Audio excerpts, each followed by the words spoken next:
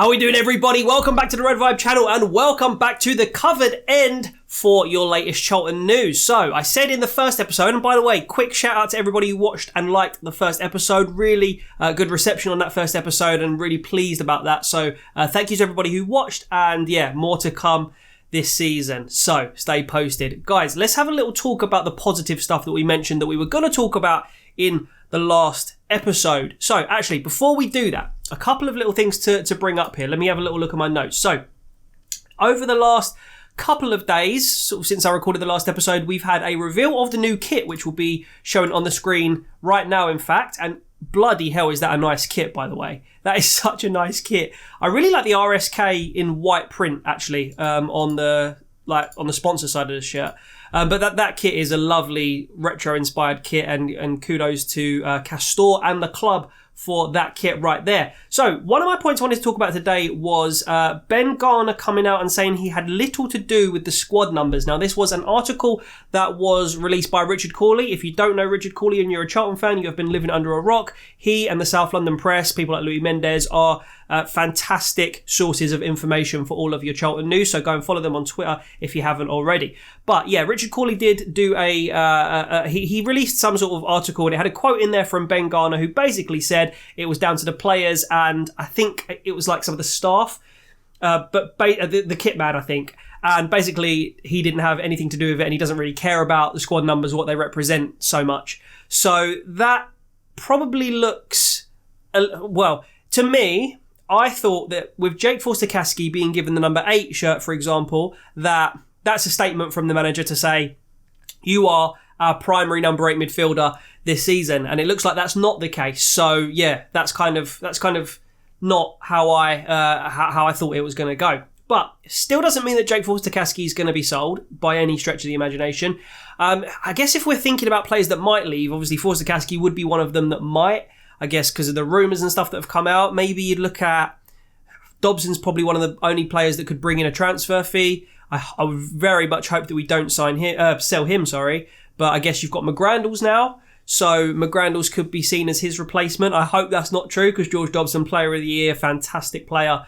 Maybe McGilvery or maybe even a Charlie Kirk. I think although he has played a lot of games for Garner's Charlton in pre-season, and he looks like he is going to be competing with Blackett-Taylor on that left-hand side. Anyway, let's talk about the positive stuff that I said I was going to talk about ahead of this season, because we've got a game tomorrow. This will be going out on the Friday evening or maybe the Saturday morning, so there's a game coming up very soon anyway, and just very much looking forward to seeing Charlton play in a competitive fixture again. So yeah, looking forward to that. I'm going to be watching Valley Pass, and hopefully the show's good. Or I don't know, I just called it Valley Pass. Not like I bloody knew it was Charlton TV for the last 2 years. Yeah, Charlton TV. I'll be watching Charlton TV, and hopefully the show's good and all that stuff, and hopefully we get a win. But the midfield is really the most positive point of the Charlton team at the moment. We have strengthened that midfield so well.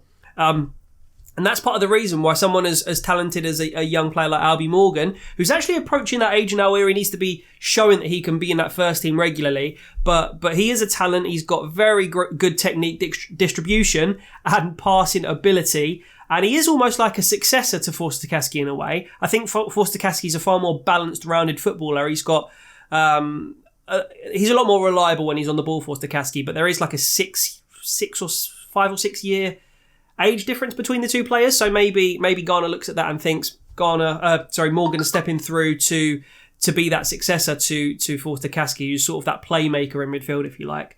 But where was I going with that? Yes, that is why I said that Albie Morgan should potentially be going out on a loan move this season, and then the midfielders that we then be left with would all be top caliber players for League One. Now, I talked about some of the players like Payne and McGrandles coming from League Two in the last episode. I know McGrandles technically didn't come from League Two, but he did come from a club that has recently been in League Two. And I think actually Lincoln, I remember him coming through McGrandles when he was, I think at MK Dons, was it? Was it MK Dons when they were in League Two? That's the first time I remember seeing him. And then, to be fair, since then I think he has been in the lower echelons of League One. So just to correct that comment that I made in the last episode. But anyway, we have signed some players from underneath us, I suppose. Payne, McGrandles, However, they were all sort of like the stars of their teams in a way, and they were all very good midfielders that sort of deserve to be at a sort of level where Charlton are right now, I think. And hopefully that strength in midfield that we've got, I mean, you look at the two I mentioned, Payne McGrandles, Forster-Caskey, I think he's pretty much our best player. You got Morgan coming through, you got Alex Gilby, who, when he's on form, is a really good goal-scoring midfielder. And we've got Sean Clare can play in there. And there's a few that I definitely haven't mentioned as well, Fraser and the likes that are going to be competing for a spot. So what I'm hoping for is to see Forster-Caskey's name on the starting lineup tomorrow. That is what would just make me feel more at ease. I mean, you can tell he's one of my favourite, pretty much my favourite, number one favourite player at the moment, I'd say. Yeah, Anike's close, but Forster-Caskey's probably my favourite player. But yeah, I'm hoping that we do start him, but whatever midfield we start, we know we're going to be competitive. It's just that defence for me. Are we going to be well equipped to deal with probably an Accrington team that are going to sit deep and maybe try and counter us? I'm not 100% sure. I'm not going to lie and tell you that I've watched loads of Accrington Stanley matches over the years, but I think that's probably what they're going to do. They are at home though, so depends. Maybe they fancy themselves, and maybe somebody else who's watched or been more informed on the Accrington Stanley pre-season has a better idea of that. But yeah, very excited for tomorrow. The other thing I'm looking forward to is seeing Jayden Stockley hopefully compete in a season without an injury, we hope. Because I think if he does that, if he plays between 40 and 46 games in the league, I think you're going to see him score 20 to 25 goals. I wouldn't say comfortably, but I'd say it's very likely he could reach that sort of figure. So that's very exciting. I don't think Anike is going to be in the squad tomorrow, so that's a shame. But we'll probably have one of Carnu or Leeburn on the bench, you would imagine, unless Leeburn starts on the right. I don't know.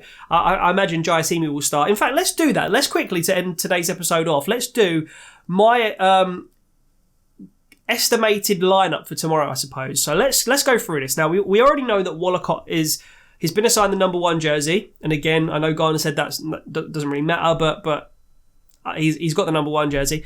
And he's also, they've literally confirmed that he's starting in goal. So we've definitely got Wollacott in goal. Egbo's injured. So we're going to have Sean Clare at right back, solid player.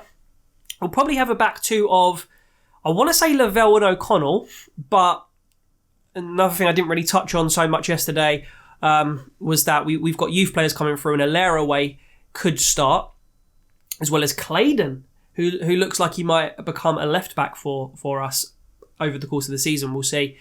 But yeah, I think so. So we've got Wollacott in goal. We've got Clare at right back. We've got O'Connell and Lavelle probably in the middle, maybe Alaraway.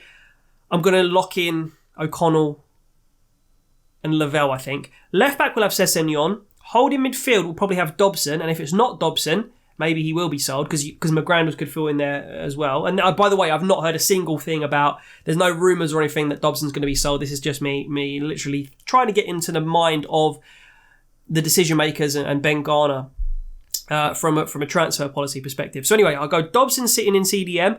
I'll go hopefully Forster-Caskey and Fraser in the midfield, right?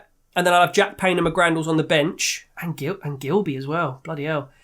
And Morgan. Jesus. And then up front, I'll go for, obviously, Stockley in the middle, Jayasimi. And I think Kirk might start. I have a feeling Kirk might start with Blackett Taylor on the bench.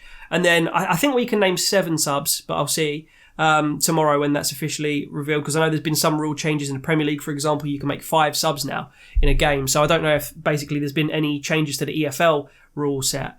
So, yeah, that'll be my team. And then on the bench, you obviously have McGilvery. You probably stick Alaraway on there. Probably Egbo's injured again, isn't he? So, yeah, probably have Alaraway on the bench as the only defender. Then you probably have McGrandles and Payne, Blackett Taylor, one of the strikers, Carnu or Leeburn, and then like a Gilby or someone like that, or a Morgan. So someone tomorrow is going to be left out of the squad, and people are going to be like, this player's left out. And that's the fact. Like, it's going to be someone. It could be Morgan, Forster-Caskey. It could be anyone. So that's going to be telling. But let me know your predictions for the score in the comments. And also let me know who you think's going to start. Hopefully, we'll be talking next week in episode 3 of The Covered End after a win against Accrington. And then we're at home, obviously, against Derby County. No Wayne Rooney now, but still a big club, and good to see them back playing Charlton. I was going to say good to see them back in League One, but that's not how I meant it. Good to see Charlton playing a team of the size of Derby is what I meant. Anyway, that's going to be it for today's episode of The Covered End. Did I go over 10 minutes? Oh, I think we're about at the 10-minute mark, so I'm going to take this opportunity to sign off. Follow me on Twitter, join if you want to become a member of the Members Club, and share this with your friends. I'll see you next time. Up the Addicks.